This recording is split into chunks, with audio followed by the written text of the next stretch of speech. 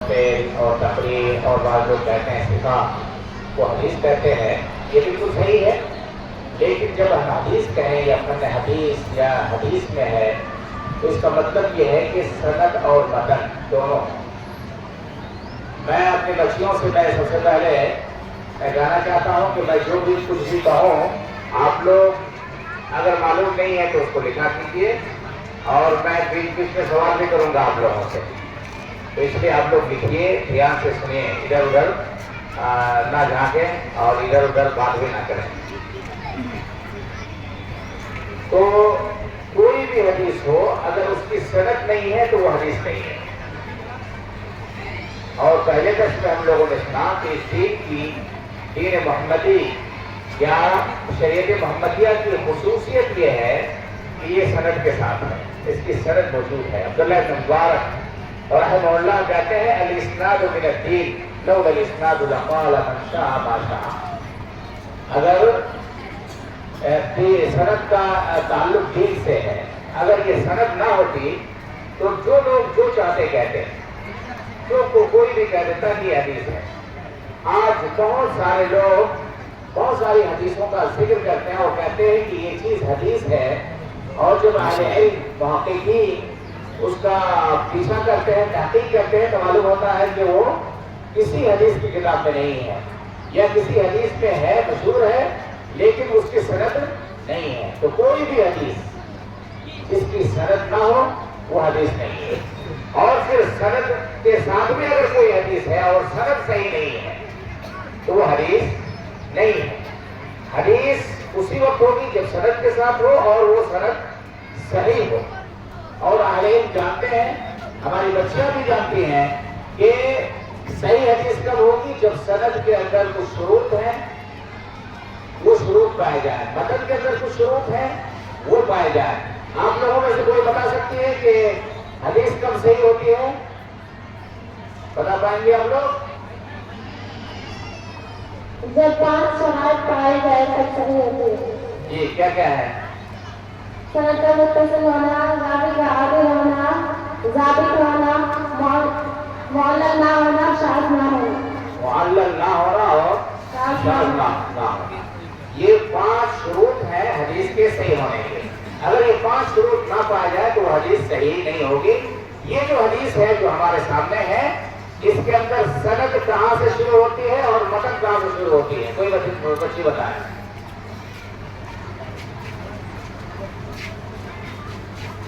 کہاں سے کہاں تک سند ہے اور کہاں سے کہاں تک متن ہے؟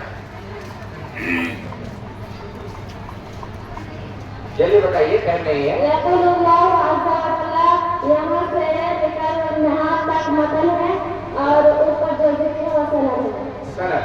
سند یعنی سند یہ ہے محمد بن صباح سے شروع ہے اور عن النبی صلی اللہ علیہ وسلم تک، اور اس کے بعد یقول اللہ عز و جل، یہاں سے حدیث یا اللہ کے رسول صلی اللہ علیہ وسلم کا قول یہاں سے شروع ہوتا ہے۔ ٹھیک ہے، یہ جو سند ہے میں ادھر نہیں جانا چاہتا۔ امام ابو داؤد کے بارے میں آپ لوگوں نے پڑھا ہے، ٹائم بھی نہیں ہے، بس امام ابو داؤد کے بارے میں 2 چیز میں بتانا چاہتا ہوں اور آپ لوگ اسے اپنے ذہن میں بیٹھا لیں۔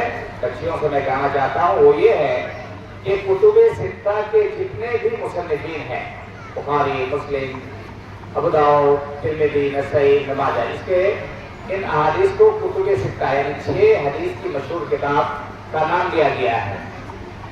کتب ستہ کے تقریباً تمام مصنفین یہ عربی نہیں تھے بلکہ غیر عربی تھے۔ عربی جانتے تھے لیکن قبیلے کے اعتبار سے، نسل کے اعتبار سے یہ لوگ عربی نہیں تھے، سوائے امام ابو داؤد رحمہ اللہ کے۔ امام ابو داؤد رحمہ اللہ اگرچہ یہ سجستان میں رہتے تھے اور وہاں وہ پیدا ہوئے ہیں، لیکن ان کا جو قبیلہ تھا وہ عربی قبیلہ تھا۔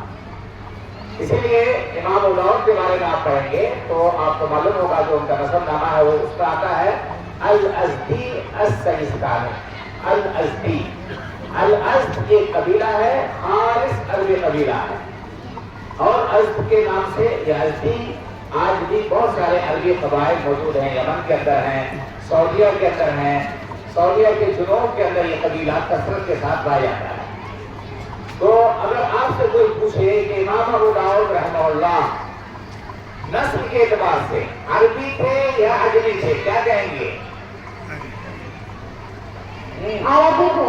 अरबी थे। क्या दलील है कि अरबी थे? जल्दी जल्दी बोलिए। इसलिए कि ये अज़्द कबीले से थे और अज़्द कबीला ये अरबी खालिस अरबी कबीला है। इसमें इमाम अबू दाऊद रहमतुल्लाह रवायत करते हैं अपने दो उस्ताद। उसके अलावा मैं आपको बता दूं कि ये जो सुनन अबी दाऊद है ये सहीहैन के बाद इसका दर्जा आता है।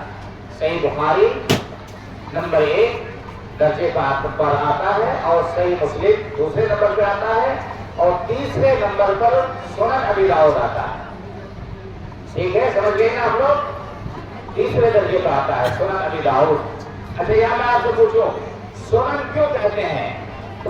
अबू दाऊद ने जो ये किताब लिखी है, हदीस की किताब, इसको सुनन क्यों कहते हैं? इसलिए कि इस किताब को फिक़ही तरतीब के लिहाज से मुरतब किया गया है और जिस किताब को फिक़ही तरतीब के लिहाज से मुरतब किया जाता है उसे सुनन कहते हैं। उसको सुनन कहते हैं। इसलिए आप याद रखिए कि कोई भी हदीस की किताब हो, अगर सुनन आता है तो इसका मतलब क्या है कि ये किताब हदीस की किताब है लेकिन फिक़ही तरतीब पर इसकी तरतीब दी गई है। तो सही सुनन अबी दाऊद ये फिक़ही तरतीब पर दी गई है। सुनन अबी दाऊद की क्या तमाम हदीसें सही है? नहीं, उसमें ज़ईफ़ है। इसमें ज़ईफ़ रिवायत भी है। बाद आलिम कहते हैं कि इसके अंदर कुछ मौजूद रिवायत भी है। वल्लाहु ताला आलम। अगर आपको सुनन अबी दाऊद की सही और ज़ईफ़ हदीस का पता लगाना हो तो शेख अलबानी आराम से, तो शेख अलबानी रहमतुल्लाह ने इस किताब को दो हिस्से में तक़सीम किया है, सही सुनन अबी दाऊद और ज़ईफ़ सुनन अबी दाऊद। ठीक है, सही सुनन अबी दाऊद कितनी भी सही रिवायतें हैं रहमतुल्लाह ने अलग कर दिया है और सुनन अबी दाऊद ज़ईफ़ सुनन अबी दाऊद के अंदर जितनी भी इस किताब के अंदर ज़ईफ़ रिवायतें हैं उसको अलग कर दिया है। हम हदीस पर कब अमल करेंगे? क्या हम सही के साथ ज़ईफ़ हदीस पर भी अमल कर सकते हैं? नहीं, जब सही हदीस मौजूद हो तो ज़ईफ़ हदीस पर अमल नहीं किया जाएगा। अगर मौजूद ना हो तो भी नहीं किया जाएगा। तो फिर ये शर्त लगाने की कोई जरूरत नहीं है। हदीस अगर सही है, सही सनद के साथ है, मदद भी सही है तो उस पर अमल करेंगे और अगर हदीस सही नहीं है तो उस पर अमल नहीं करेंगे। क्या ज़ईफ़ हदीस पर अमल कर सकते हैं? बाज़ अहले इल्म कहते हैं कि अगर फ़ज़ाइल के बात में हो तो कर सकते हैं, लेकिन अहले इल्म कहते हैं ये भी, अक्सर अहले इल्म कहते हैं या मोतबर अहले इल्म कहते हैं कि ये भी सही नहीं है। उसके बाद हम डायरेक्ट इस सनद की तरफ आते हैं। ये जो सनद है इमाम अबू दाऊद रहमतुल्लाह ये 3री सदी हिजरी के हैं, 3री सदी हिजरी के हैं। 275 हिजरी में इनका इंतकाल हुआ, 275 हिजरी में इनका इंतकाल हुआ है। इसलिए ये 3री सदी के बड़े मुहद्दिसीन में से एक अजीम मुहद्दिस है। इमाम अबू दाऊद रहमतुल्लाह ये सनद जिक्र करते हैं, इसमें उनके दो उस्ताद हैं। एक उस्ताद है मोहम्मद इब्न सब्बाह इब्न सुफियान, एक उस्ताद है मोहम्मद इब्न सब्बाह इब्न सुफियान और दूसरे उस्ताद हैं इब्न सराह। यानी इमाम अबू दाऊद रहमतुल्लाह ये हदीस अपने दो उस्ताद से रिवायत कर रहे हैं और ये दोनों उस्ताद रिवायत करते हैं किससे? सुफियान से। यहाँ आप थोड़ा ध्यान दीजिए, वो ये है कि इब्न सराह, इब्न सराह से बात कौन है? अब्दुल्लाह बिन सअद अल-कुरैशी। गलत है, शायद आप लोगों को ये पढ़ाया गया होगा, ये गलत है। इसलिए कि इस किताब में भी मैं देख रहा हूँ कि लिखा हुआ है अबू तालिब। गलत है। सही जो है आप लिखिए, सही है अहमद बिन अम्र बिन अब्दुल्लाह बिन अम्र बिन असरा।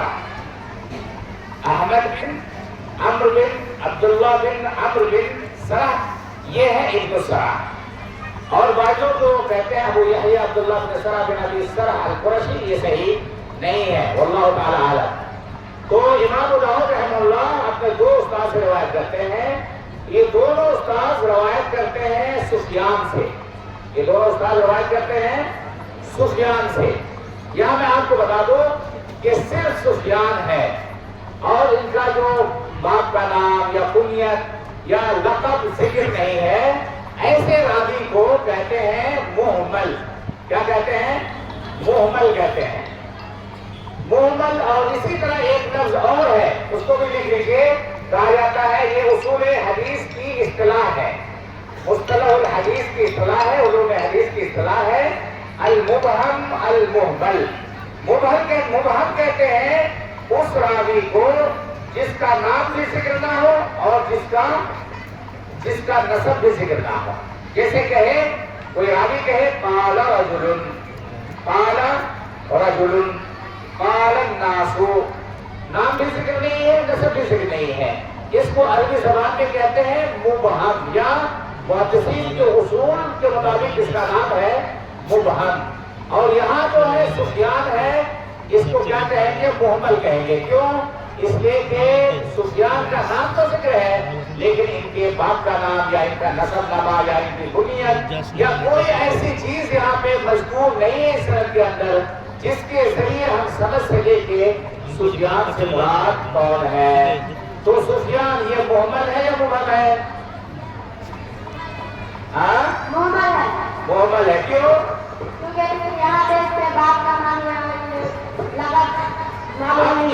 عام چیز فائدے کی چیز وہ یہ ہے کہ یہاں امام ابو داؤد نے یا امام ابو داؤد کے دو استاد نے جو روایت کیا ہے صرف سفیان کیوں کہا، جبکہ سفیان کے نام سے اقل سے دو مشہور راوی ہیں اور دونوں مشہور ہیں، دونوں ثقہ ہیں، ایک ہے سفیان بن عیینہ اور ایک ہے سفیان الثوری۔ تو جب اس طرح ہے کہ دو مشہور راوی ہیں اور دونوں ثقہ ہیں، تو امام ابو داؤد کے دونوں استاد کو چاہیے تھا کہ وہ کم سے کم کہتے کہ سفیان بن عیینہ ہے یا سفیان الثوری ہے۔ تو کیا ان دونوں نے غلطی کی؟ نہیں، غلطی نہیں کی ہے۔ کیوں؟ اس لیے کہ ان کو معلوم تھا کہ میں سفیان سے ذکر کروں گا، لوگ سمجھ جائیں گے کہ اس سے مراد سفیان بن عیینہ ہے۔ جیسے ہمارا گاؤں ہے، ایک مشہور عالم ہے اور ایک عالم نہیں ہے۔ اب اگر عالم کی جگہ نام ہو، صرف ان کا نام، ایک ہمارا مولانا ابوالکلام صاحب ہے یہاں پہ ہیں، تو صرف ابوالکلام مولانا کے نام پہ اگر ذکر کر دیا جائے کہ بابوان میں مولانا ابوالکلام، فوراً لوگ سمجھ جائیں گے، مولانا کی جگہ مولانا ابوالکلام کو سمجھ جائیں گے۔ تو یہاں جو اہل علم ہے، اس پیشے کے جو متخصص ہیں، ان کے لیے سمجھنا کہ ابن عیینہ ہے یا ثوری ہے کوئی مشکل کام نہیں ہے۔ اس لیے ایسے ہمارے محدثین نے محمل نام استعمال کیا ہے، اور ان کو معلوم کہ یقین تھا کہ جو بھی یہ حدیث پڑھے گا وہ سمجھ جائے گا کہ اس سے مراد کیا ہے، سفیان ابن عیینہ ہے، سفیان ابن عیینہ ہے۔ پہلے زمانے میں لوگ لکھتے تھے، ان کو کاغذ خریدنا مشکل ہوتا تھا، روشنائی خریدنا مشکل ہوتا تھا، تو وہ لوگ کیا کرتے تھے کہ ایسا لکھتے تھے کہ لوگ سمجھ بھی جائیں اور اس میں بہت زیادہ ہمارے پیسے بھی خرچ نہ ہو۔ اور ابھی حال میں تقریباً 50 سال پہلے بہت سارے لوگوں نے لکھا ہے کہ اگر اس کا تکلفہ یعنی اس کتاب کو چھاپنے میں زیادہ پریشانی نہیں ہوتی تو ہم اور تفصیل سے لکھتے، اس لیے بہت مختصر وہ لوگ لکھا کرتے تھے۔ تو سفیان سے مراد یہاں سفیان ابن عیینہ ہے۔ اس سلسلے میں آپ کو بتا دو کہ بچیوں کو کہ یہ محمل سفیان، دو سفیان مشہور ہیں، سفیان بن عیینہ، سفیان الثوری۔ ایک قاعدہ آپ لوگ یاد کر لیں، اہل علم سے جو توجہ چاہوں گا وہ یہ ہے کہ سفیان بن عیینہ صغار میں سے ہیں، سفیان بن عیینہ صغار میں سے ہیں، چھوٹے ہیں، بعد کے ہیں، اور سفیان الثوری کبار میں سے ہیں یعنی بڑے ہیں۔ تو کتب ستہ کے مصنف کے اساتذہ اگر روایت کرتے ہیں، غالباً کتب ستہ کے اساتذہ اگر روایت کرتے ہیں اور وہ سفیان ذکر کرتے ہیں تو اس مراد سفیان بن عیینہ ہے، اور ان کے بعد وہ ذکر کرتے ہیں جیسے کہ عبدالرزاق ہیں صاحب المصنف، مصنف، اگر وہ ذکر کرتے ہیں قال سفیان تو اس سے مراد ہوگا سفیان الثوری۔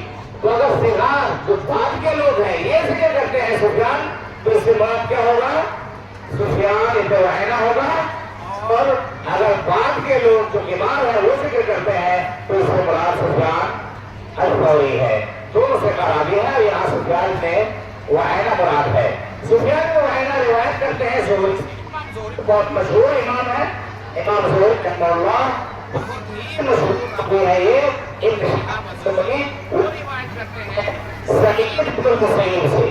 سعید بن المسیب یہ تابعی ہے بلکہ بڑے تابعین میں سے سعید رضی اللہ عنہ. سعید بن المسیب رضی اللہ عنہ رحمہ اللہ روایت کرتے ہیں ابو ہریرہ رضی اللہ عنہ سے. ابو ہریرہ یہ صحابہ کرام میں سب سے زیادہ روایت کرنے والے ہیں.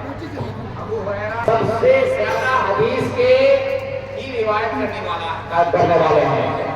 یہ ہے عبد الرحمن کا نام ہے عبد الرحمن بن صخر الدوسی.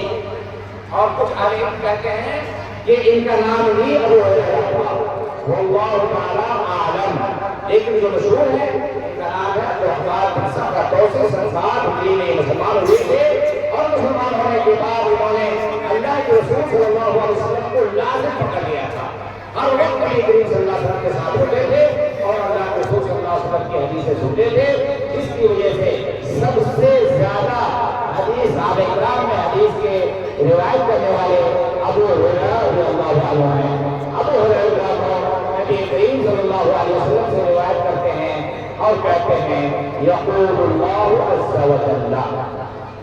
یہ اللہ تبارک و تعالیٰ کا فرمان ہے. ہاں سوال ہے کہ اگر حدیث میں نبی کریم صلی اللہ علیہ وسلم روایت کرے کن سے؟ اللہ تبارک و تعالیٰ سے. تو اس حدیث کو اس نام سے بہت سے یاد کرتے ہیں حدیث قدسی کہا جاتا ہے. پھر میں آپ کو آپ سے پوچھنا چاہتا ہوں کہ کیا حدیث قدسی سب کے سب صحیح ہے؟ کیا حدیث قدسی سب کے سب صحیح ہے؟ جی ہاں بتاؤ. کہو جی ہاں کو نام بدل. میں نے آپ لوگوں کو پہلے ہی بتایا آپ لوگوں نے خود بتایا کوئی بھی حدیث ہو اگر اس کی سند صحیح ہے تبھی وہ حدیث صحیح ہوگی. بہت سارے لوگوں نے حدیث قدسی گڑھ کر کے ایسی چیزیں نبی کی طرف منسوخ کی ہے جو صحیح نہیں بلکہ موضوع تک ہے. ٹھیک ہے. اس لیے حدیث قدسی ہو یا غیر قدسی ہو اگر اس کی سند صحیح ہے اس کا متن صحیح ہے تب جا کر کے حدیث صحیح ہوگی. یقول اللہ عز وجل حدیث قدسی. یہاں پہ آئے اسی لیے کہتے ہیں کہ حدیث قدسی اور غیر قدسی میں کیا فرق ہے؟ حدیث قدسی اور قرآن کریم کے درمیان کیا فرق ہے؟ اب میں آپ لوگوں کو ضرور بتایا کیا ہوگا. میں اختصار بتاتا ہوں اور علم کا توجہ بھی بتاتا ہوں کہ حدیث قدسی اور قرآن میں فرق کیا ہے. فرق عام طور پر ذکر کیا جاتا ہے کہ حدیث قرآن یہ اللہ تعالیٰ کا کلام ہے. لفظ بھی اللہ تعالیٰ کا معنی بھی اللہ تعالیٰ کا. اور حدیث قدسی یہ لفظ اللہ کے نبی صلی اللہ علیہ وسلم کا اور معنی اللہ تبارک و تعالیٰ کا. یہ بیان کیا جاتا ہے جو اہل علم اور محقق اہل علم کے نزدیک غلط ہے. صحیح یہ ہے کہ جس طرح قرآن کریم اللہ کا کلام یہ لفظ اور معنی دونوں اللہ تبارک و تعالیٰ کی جانب سے ہے اسی طرح حدیث قدسی بھی لفظ اور معنی دونوں اللہ تبارک و تعالیٰ کی جانب سے ہے. پھر فرق کیا ہے قرآن اور حدیث قدسی میں؟ فرق یہ ہے کہ قرآن یہ معجز ہے مطلوع ہے یعنی اس کی تلاوت پر ثواب دیا جائے گا. معجز ہے یعنی قرآن کی طرح کوئی کلام اس کا کوئی نہیں لا سکتا. لیکن حدیث قدسی یہ معجز نہیں ہے مطلوع بھی نہیں. معجز اس بات پر نہیں ہے کہ کوئی حدیث قدسی کی طرح حدیث قدسی بنا سکتا ہے لیکن یہ قرآن کی طرح کوئی دوسرا قرآن یا کوئی آیت کوئی سورت نہیں بنا سکتا ہے. یقول اللہ عز وجل اللہ تبارک و تعالیٰ کا فرمان ہے اور اللہ تعالیٰ کی صفت ہے عز وجل. یہ بھی فعل ماضی ہے اور جل بھی فعل ماضی ہے کہ اللہ تبارک و تعالیٰ کا فرمان ہے یوحی ابن آدم. ابن آدم یہاں پہ فاعل ہے کہ آدم کی اولاد اللہ تبارک و تعالیٰ فرماتا ہے کہ آدم کی اولاد یعنی انسان. اور اس میں ایک کا ذکر ہے لیکن ایک اور بنت مذکر مؤنث سب داخل ہیں. مرد اور عورت سب داخل ہیں. یوحی ابن آدم مجھے ابن آدم ایذا پہنچاتا ہے. مجھے ابن آدم ایذا پہنچاتا ہے. یوحی فعل مضارع ہے اور اس لیے باب افعال سے ایذا یہاں عربی زبان میں، عربی زبان بہت دقیق زبان ہے، عربی زبان بہت دقیق زبان ہے. ایک ہی لفظ کا دو لفظ ہوتے ہیں جس میں تقریباً جب اردو میں ترجمہ کریں گے تو سیم ہوگا، لیکن دونوں میں فرق ہوگا. یہاں ایذا ہے اور اسی طرح کا ایک لفظ ہے الضرر یا الضر، یہ دو لفظ ہیں. یہاں اللہ تعالیٰ نے کہا یوں ہی نہیں، مجھے نقصان پہنچاتا ہے، تکلیف پہنچاتا ہے. تو لفظ ایذا کو ہم اللہ تعالیٰ کے لیے ثابت کریں گے، لفظ ایذا کو ہم اللہ تعالیٰ کے لیے ثابت کریں گے. بہت سے سننا تم لوگ، یہ صفت کی باب ہے، صفت کا باب ہے، صفت کی بات ہے یہ لفظ ایذا چونکہ اللہ تعالیٰ نے اپنی طرف منسوب کیا ہے، اس لیے لفظ ایذا کو ہم ثابت کریں گے کہ اللہ تبارک و تعالیٰ کو ایذا پہنچتا ہے، بندے انسان اللہ تعالیٰ کو ایذا پہنچاتا ہے. ٹھیک ہے، لیکن ضرر کی نسبت ہم اللہ تعالیٰ کی طرف نہیں کریں گے. کیوں؟ اس لیے کہ اللہ تعالیٰ نے ایذا کی نسبت اپنی طرف کی ہے اور ضرر کی نفی کی ہے. لن یضر اللہ شیئا، یعنی اللہ تبارک و تعالیٰ کو کوئی نقصان نہیں پہنچا سکتا. ایذا کہتے ہیں اخف کو، اخف الضرر. عربی زبان میں ایذا کہتے ہیں اخف ضرر کو. تو یہ ضرر یعنی جس کو ہم لوگ کہتے ہیں تکلیف محسوس کرنا، تو اللہ تعالیٰ تکلیف محسوس تو کرتا ہے لیکن اللہ تعالیٰ کو کوئی نقصان نہیں پہنچا سکتا ہے. تو میں آپ لوگوں سے سوال کر رہا ہوں، ایذا کی نسبت اللہ کی طرف کر سکتے ہیں کہ نہیں؟ کیوں کر سکتے ہیں؟ اس لیے کہ اللہ تعالیٰ نے ایذا کی نسبت اپنی طرف کی ہے. اور ضرر کو اللہ تعالیٰ کی طرف منسوب کر سکتے ہیں؟ نہیں کر سکتے کیونکہ اللہ تعالیٰ نے اس کی نفی کی ہے. اللہ تعالیٰ نے قرآن میں لن یضر اللہ شیئا، اللہ تعالیٰ کو کوئی ضرر نقصان نہیں پہنچا سکتا، لیکن اللہ تعالیٰ کو تکلیف ہوتی ہے جس کو ثابت کیا ہے. اور بہت سارے لوگوں نے اس کا ذکر کیا ہے، ابن جریر رحمہ اللہ نے اسے تفسیر کے ساتھ ذکر کیا ہے. یہاں پر میں اہل علم کو اور اپنے بچوں کو بتا دوں کہ آپ اگر صرف قول المعبود سے پڑھاتے ہیں اور سنیے گا، اگر آپ مدرسین کو میں کہنا چاہتا ہوں، اگر آپ صرف قول المعبود سے آپ سنن ابی داؤد پڑھاتے ہیں، اگر سے قول المعبود کے مصنف سلفی ہیں، یہ ہمارے عظیم آباد پٹنہ کے رہنے والے تھے، شمس الحق عظیم آباد، یہ پٹنہ کا ایک نام تھا عظیم آباد.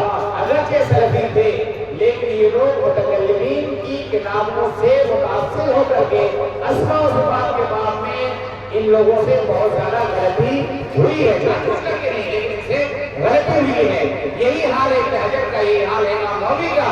اس لیے جو صفت کی بات آئے، جہاں صفت کی بات آئے، اہل علم کو مدرسین کو چاہیے کہ وہ ان کتابوں سے بھی فائدہ اٹھائے اور ساتھ ساتھ صفات کے باب میں شیخ ابن باز، شیخ ابن عثیمین، ڈاکٹر صالح فوزان اور شیخ البانی اور جو ہمارے جو شیخ الاسلام ابن تیمیہ، ان لوگوں کی کتابوں سے بھی فائدہ اٹھائے. یوزنی کے بارے میں نے اس سے پہلے آج نہیں، اس سے پہلے کئی مرتبہ دیکھا لوگوں نے اس کا انکار کیا، اور میں سمجھتا ہوں کہ یہاں بھی اس حدیث کی کتاب میں میں نے نہیں پڑھا ہے، لیکن مجھے یقین ہے کہ اس کتاب میں قول المعبود کے اندر بھی اس کا انکار کیا ہے جو صحیح نہیں ہے. اللہ تعالیٰ کو تکلیف پہنچتی ہے ان آدم سے. کیسے؟ کس طرح؟ اس میں حدیث میں ذکر کیا یسب الدہر، یسب الدہر، کہ ان آدم کیا کرتے ہیں؟ دہر کو گالی دیتے ہیں.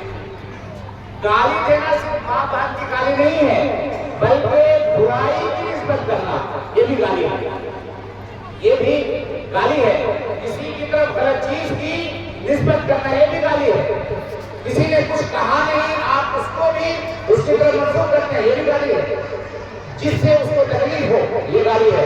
تو یسب الدہر، یسب الدہر. آج یہاں میں ایک سوال کرتا ہوں، آپ لوگ بہت 6 سال کا پڑھاتے ہیں کلاس میں، کچھ معلوم ہے کہ نہیں یہ الدہر کے یہاں پر پڑھا کیوں ہے؟ مفعول ہے. مفعول کون سا مفعول ہے یہ بتائیں؟ مفعول ہاں ایک بولو اپنی کسی کلاس میں صحیح کہا کیا ہوگا؟ مفعول بھی، مفعول یہی ہے. مفعول یہ کہتے ہیں اس پر فعل کا فاعل، اور اس کو ظرف بھی آپ کہہ سکتے ہیں. مفعول فی کے معنی میں اس کو آپ ظرف بھی کہہ سکتے ہیں. تو یسب الدہر زمانے کو گالی دیتے ہیں. لوگ کیا کرتے حضرت ابن آدم زمانے کو گالی دیتے ہیں، ابن آدم زمانے کو گالی دیتے ہیں، اس سے مجھے تکلیف ہوتی ہے۔ اللہ تعالیٰ فرماتا ہے زمانے کو گالی اس حدیث میں یہ کہا گیا ہے کہ زمانے کو گالی نہیں دینا چاہیے۔ جو بات ہے وہ یہی ہے، باب فی الرجل یسب الدار، اس شخص کے بارے میں، اس انسان کے بارے میں جو زمانے کو گالی دیتا ہے، یہ عیب، یہ کمی ہمارے اندر موجود ہے۔ کچھ ہوتا ہے تو ہم کہتے ہیں، اپنے آپ کو بھول جاتے ہیں، اپنے دامن کو، اپنے گریبان کو ڈھانپتے نہیں ہیں اور کہتے ہیں کہ زمانہ خراب ہو گیا ہے۔ زمانہ خراب نہیں ہوتا، بلکہ زمانے میں رہنے والے لوگ مرد اور خراب ہوتے ہیں۔ یسب الدار، اگر ہم زمانے کو گالی دیں گے تو کیا ہوگا کہ اللہ تعالیٰ کو تکلیف پہنچے گی اور ہم حرام کام کے مستحق ہوں گے، مرتکب ہوں گے اور گناہ کے مرتکب ہوں گے ہم لوگ۔ اس لیے زمانے کو کبھی گالی نہیں دینا چاہیے۔ دہر کسے کہتے ہیں؟ کیا کہتے ہیں ہم لوگ اردو میں زمانہ، اور وہی ہے ایام اللیال، اليوم واللیلہ، دن رات، یہی کیا ہے زمانہ، دہر۔ دہر کا ذکر قرآن کریم میں بہت زیادہ آیا ہوا ہے اور بہت زیادہ نہیں جاتا، لیکن ایک فرقہ ہے اس کو دہریہ کہا جاتا ہے۔ ایک فرقہ ہے، دہریہ ہے، اس کا اسلام سے کوئی تعلق نہیں، مسلمان نہیں ہوتے ہیں۔ یہ لوگ کیا کرتے ہیں، ان کا اعتقاد ہے کہ جو کچھ بھی ہو رہا ہے خود بخود ہو رہا ہے، گردش ایام کی وجہ سے یہ سب کچھ ہو رہا ہے، اس کا موجب بنانے والا اللہ تبارک و تعالیٰ نہیں ہے۔ یہ لوگ اللہ تبارک و تعالیٰ کا یا ایشور کا یا اوپر والے کا، خالق کا، مالک کا، یہ لوگ اقرار کرتے ہیں، یسوع تعالیٰ۔ اور کچھ لوگ مسلمان ہیں لیکن وہ زمانے کو گالی دیتے ہیں، جیسے آج بہت سارے لوگ ہیں، یسوع تعالیٰ وَأَنَا الدَّهْرُ وَأَنَا الدَّهْرُ۔ اللہ تعالیٰ فرماتا ہے کہ میں ہی زمانے کو الٹ پلٹ کرنے والا ہوں۔ زمانے کے اندر جو پریشانی ہوتی ہے، کبھی ٹھنڈی کی شکل میں، کبھی گرمی کی شکل میں، کبھی برسات کی شکل میں، جب بھی پریشانی آتی ہے دن اور رات میں، اس کا موجب، اس کا مقلد، اس کا مصرف میں ہوں۔ یعنی اس کا ترجمہ اگر آپ اردو میں کرتے ہیں وَأَنَا الدَّهْرُ، کہ میں ہی زمانہ ہوں، یہ صحیح نہیں ہے۔ ہاں لفظی ترجمہ تو ہوگا، لیکن اصلی ترجمہ کیا ہوگا کہ میں زمانے کا مالک ہوں، میں زمانے کا مصرف ہوں، میں زمانے کو الٹ پلٹ کرنے والا ہوں۔ اللہ تعالیٰ زمانہ نہیں ہے، لیل و نہار مخلوق ہے اور اللہ تبارک و تعالیٰ خالق ہے۔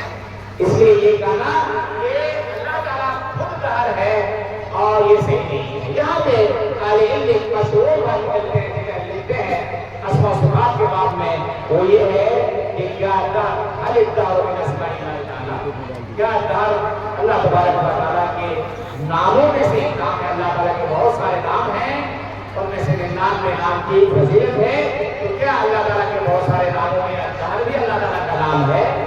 ہاں کیا بتاتے ہیں آپ لوگ، کیا دار اللہ تعالیٰ کا نام ہے؟ اللہ تعالیٰ کا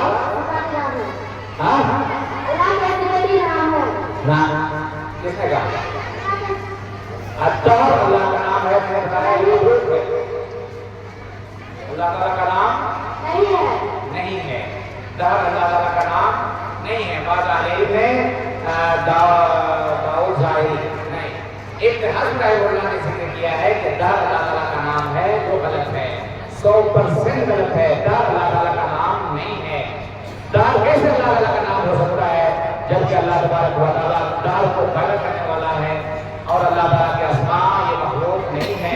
اسی طرح دہر اللہ تعالیٰ کی جو اسماء ہے یہ مشتقہ ہیں، اللہ تعالیٰ کے اسماء مشتقہ ہیں اور دہر یہ اسماء جامدہ میں سے ہے، مشتقہ نہیں ہے۔ تو آپ یاد رکھیں کہ دہر اللہ تعالیٰ کے ناموں میں سے کوئی نام نہیں ہے، اور جو لوگ کہتے ہیں کہ دہر اللہ تعالیٰ کا نام ہے وہ غلط ہے۔ بیدی الامر، میرے دونوں ہاتھوں میں معاملہ امر ہے۔ اللہ تعالیٰ کے کتنے ہاتھ ہیں؟ دو ہاتھ ہیں۔ اللہ تعالیٰ کے دو ہاتھ ہیں۔ اللہ تعالیٰ کے ہاتھ کیسے ہیں؟ اس کی کیفیت ہمیں نہیں معلوم۔ اللہ تعالیٰ کے ہاتھ ہیں لیکن اللہ تعالیٰ کے ہاتھ معلوم نہیں ہے۔ ہاں بہت سارے لوگ اللہ تبارک و تعالیٰ کے ہاتھ ہونے کا انکار کرتے ہیں۔ تقریباً تمام معطلہ متکلمین کہتے ہیں کہ اللہ تبارک و تعالیٰ کا حقیقی ہاتھ نہیں ہے، جو سراسر غلط ہے۔ اللہ تبارک و تعالیٰ نے اپنے دونوں ہاتھ سے آدم کو پیدا کیا ہے۔ اللہ تعالیٰ کے دو ہاتھ ہیں